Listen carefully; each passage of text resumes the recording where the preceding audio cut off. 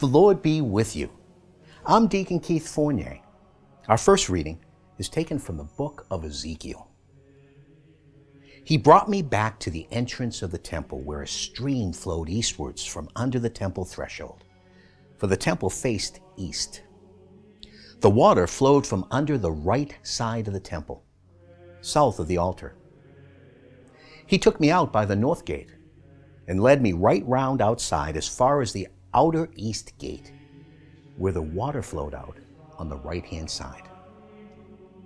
The man went off to the east, holding his measuring line, and measured off 1,000 cubits. He then made me wade across the stream. The water reached my ankles. He measured off another 1,000 and made me wade across the stream again. The water reached my knees. He measured off another 1,000 and made me wade across the stream again. The water reached my waist. He measured off another 1,000. It was now a river which I could not cross. The stream had swollen and was now deep water, a river impossible to cross. He then said, "Do you see, Son of Man?"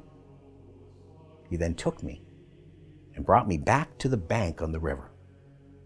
Now, when I reached it, I saw an enormous number of trees on each bank of the river. He said, "This water flows east, down to the araw-araw and to the sea.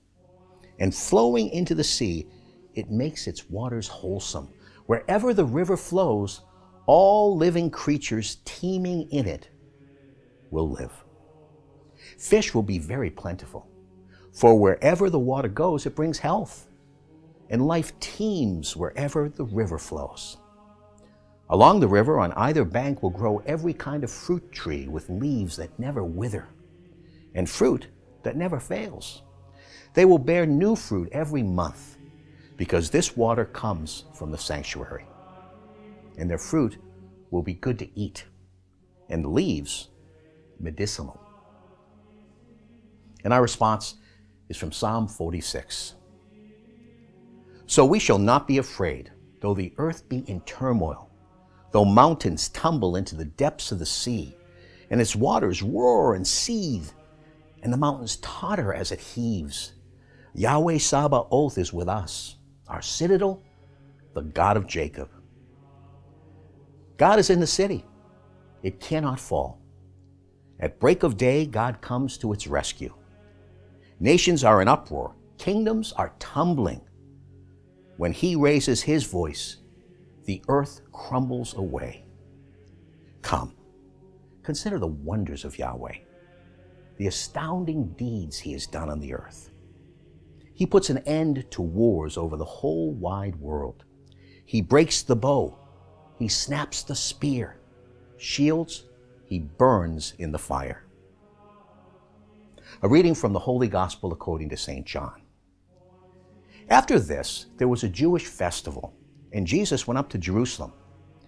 Now in Jerusalem, next to the sheep pool, there is a pool called Bethesda in Hebrew, which has 5 porticos. And under these were crowds of sick people, blind, lame, paralyzed. One man there had an illness which had lasted 38 years. And when Jesus saw him lying there and knew he had been in that condition for a long time, he said, "Do you want to be well again?" "Sir," replied the sick man, "I have no one to put me into the pool when the water is disturbed. And while I am still on the way, someone else gets down there before me." Jesus said, "Get up, pick up your sleeping mat, and walk around."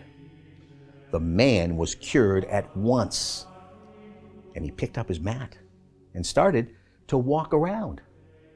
Now that day happened to be the Sabbath. So the Jews said to the man who had been cured, "It is the Sabbath. You are not allowed to carry your sleeping mat." He replied, "But the man who cured me told me, 'Pick up your sleeping mat and walk around.'" They asked, "Who is the man who said to you, 'Pick up your sleeping mat and walk around. The man had no idea who it was, since Jesus had disappeared, as the place was crowded. After a while, Jesus met him in the temple and said, "Now you are well again. Do not sin anymore, or something worse may happen to you."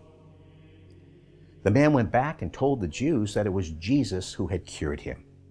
It was because he did things like this on the Sabbath that the Jews began to harass Jesus.